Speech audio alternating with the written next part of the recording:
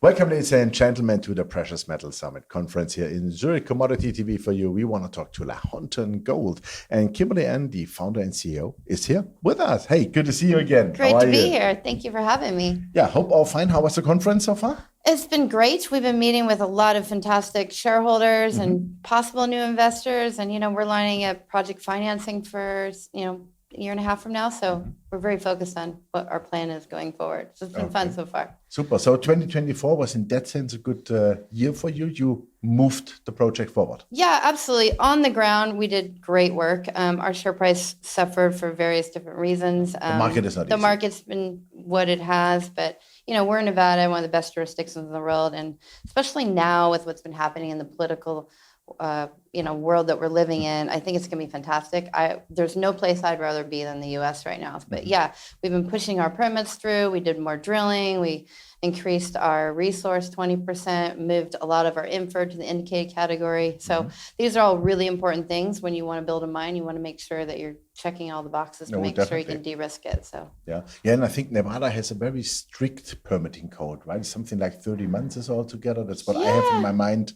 Yeah. Well, I don't know if it's a month thing, but it's certainly, there is a very strict outline. You don't need to, be surprised by anything. So we started our permitting actually in 2023, which nobody really kind of knew about, which is fine because you have to do 5 different growing seasons.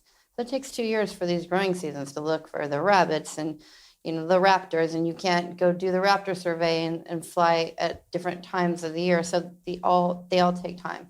And given that we're a mine under closure, we're very fortunate because we didn't have a lot of surprises that came up. So all that's been done. We actually on Monday just announced that all of that's been submitted, the final document to the Bureau of Land Management. So it's been going very well for us because we have been working with them for a long time. Okay, super. And I think you are working now on the finalization of the PEA, right? Yeah, so we announced about 2.5 weeks ago our updated resource. And so we're in that 45-day window of the PEA. So the PEA will be out in the next couple of weeks.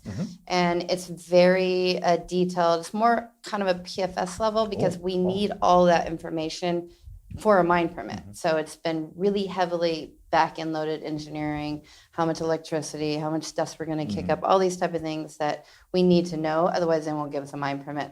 So it's going to be exciting. We'll have it out before December 1st because we have to. So it's going to be great to see the numbers. And it's just the beginning of the future of the project. Okay, super. So let's assume PEA is out, everything is done. What are the next steps in 2025? Yeah, that's a great question. So once we get the PEA in hand, we can actually look at how much infill drilling we need to do to move the inferred to the indicated category. So it really makes sense for the PFS. We ran our models at 1950 for this because we have to follow the strict rules, of course. But that being said, since we're only 16 months away from possibly breaking ground, we're going to be mining at a much different number. So we have to make sure we're accounting for that now in our models. So we will be doing more drilling. How much? 5,000 to 10,000 meters? I don't know till we see this document. And then we'll adjust our budget accordingly, and then we'll roll into a PFS.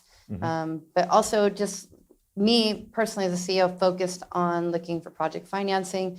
We know the CapEx is pretty modest. We don't have debt or any royalties so much to speak of on our property, so it gives us flexibility to how you would fund it. It's non-dilutive to our shareholders, which is important to me. Also, the payback is really short timeline, so that helps with that process. And then we'll be also putting out a little more met work that we'll be doing, for the PFS, more updates on all that. And then we'll bring on our West Santa Fe project, which is really important because it will be a satellite operation drilling there. So lots going on in the next 6 to 9 months. Okay, super. Transformative, honestly. Yeah. Okay, super.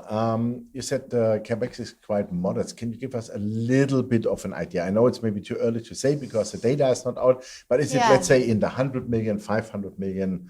Well, just an idea. I would say under 200 million is very easily achievable because, if you look at a payback that's a short timeline, if you're doing it all in debt and you can do it less than 2 years, then you're not looking at a big number. A lot of big mines, for example, you have to raise $500,000 and you're most likely not going to do it all in debt, right? You have to do a whole combination of scenarios. We won't have to do that. We could choose just debt, but we'll look at the market and see what that looks like at the time. But being at this conference has been very important for me, talking to all our people that we want to work with, because this is a long relationship you want to have with people that are flexible. I used to work for a debt fund, so I understand the difference between a non-flexible debt fund and one that can work as your partner in these type of situations. So we're really focused on that. Okay, super. Then let's talk shortly about that Santa Fe project. So what's the West Santa Fe? Yeah, that would be like the future production, it's really exciting, the future actually. feeder. It's exciting because we got low cost. It's an option agreement for 7 years, back end loaded, so we're not paying very much right now. It's got 171 drill holes on it. It's old data, but it's oxide, starts at the surface. It's virtually a lookalike to Santa Fe. And what's really cool about it is it's only 13 kilometers away on paved roads. So it's a 10-minute drive. Wow. So even if we think it's a plus $1 million target, starts at the surface. But even if it's a $500,000, you can imagine, heap leaching over there at the project, loading the carbon and then taking it to Santa Fe. So you can imagine what that CapEx is. Not a lot, right? No, really. And, so bolting on another 50,000 ounces a year to Santa Fe proper is a measurable number, especially looking at gold prices today. I don't think anybody thinks it's going to go down anytime soon. So. Okay, super. So shareholder base, who is it? Yeah, so we're still continuing to build our shareholder base, but we have some significant shareholders. ASA in the States, out of San Francisco. We have a group called Extract, who is out of New York. So we have New York, a little bit of Canadians. We're focused more on getting some more European involvement because we love our European shareholders. They understand mining. They're long-term investors. They're patient. So we're continuing to grow that. But yeah, it's a good start. Okay, fantastic. As you are in the US, in Nevada, I mean, you had elections, yeah? The result is the result, but what do you think personally, any impact on permitting? Does it make things easier in the future? Well, that's interesting. People asked me that before the election, and I said I didn't think either one is going to have influence on us, specifically in Nevada, because we're very keenly aware of all the solar farms that are growing around us and the necessary, I guess, energy cars that everybody is demanding us to drive. I live in California, and I pay $7 a gallon for gas, which is ridiculous. But, this whole mandate to me tells me there's not a leader of the free world that could sit here and tell us that they're not going to help us get there, because what can't be grown has to be mined, and that's what we're doing right now. Correct. So I think Trump is going to help push that agenda more than ever. Because we just have to get there. And now that he's got Elon Musk in his back pocket, I think he's going to definitely be pushing that agenda. So I think it's going to be a good thing for us, to be honest. Yeah, absolutely. Yeah. I see the same way. I mean, it's turmoil right now, of course, but who doesn't love a bit of drama? Yeah, that's correct, right? Yeah. No, super. Then I would say we wait for your PEA, which is more on a PFS level. That's really interesting. I really look forward to the numbers. Yeah. And we wish you well for that. Thank you for having me. I love being here. Thank you very much, Kimberly.